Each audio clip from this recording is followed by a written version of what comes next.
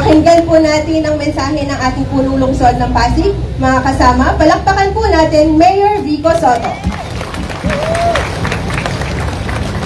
Maraming salamat po. Magandang umaga sa ating lahat. Vice Mayor Dodot, sa ating mga konsehal, sa bawat kawani ng ating pamahalaan. Kasama po ang BFP, ANP at BGMP po natin. At una, congratulations sa ating mga atleta. Lalo na, sandali lang, hindi ko sinasabi kung bakit. Kasama na rin siyempre ang ating mga coaches, ang ating Schools Division Office ng Pasig, ng DepEd. Kasama rin siyempre mga magulang at ang ating sports unit at ang ating education unit na rin ng ating LGU.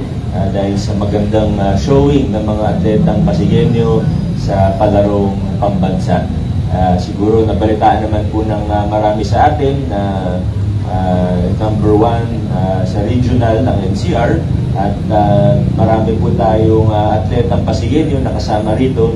Kung di ako nagkakamali, nasa 29 medals ang mga atletang Pasigueño. Isa po ito sa pinakamataas para sa mga LGU. Ano? At nasa ilan yung gold natin? 20, 19? Hindi ko maalala yung eksaktong bilang. Pero nasa mga ganun po yun. Alam niyo, Ma'am Chris, kung nasa ilan yung hindi ka updated.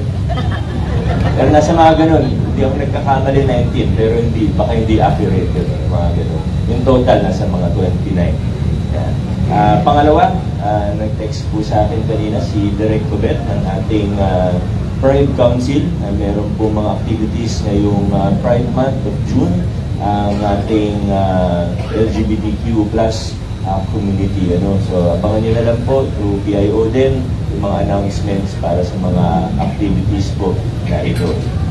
Pangatlo, sa ating mga SPES, nasa ilan po kayo? Nasa 374 ang ating magsispes para sa Batch 4 ngayong 2025. Una, congratulations sa inyo.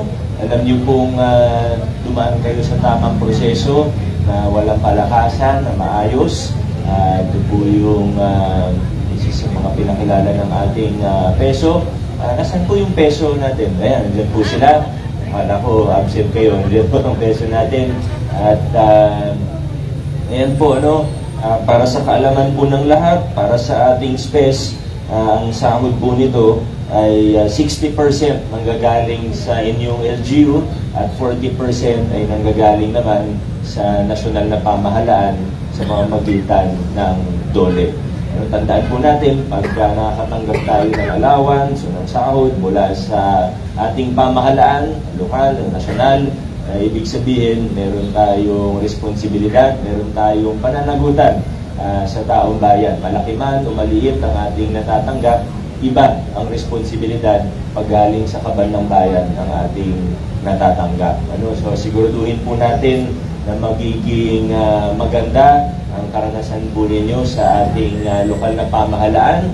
Siguraduhin natin na una, syempre na makatulong kayo sa mga opisina kung saan kayo makaka-assign. Pero ang pinaka-importante sa SPES ay yung matuto kayo, yung magkaroon kayo ng tamang karanasan na mabaon ninyo sa hinaharap.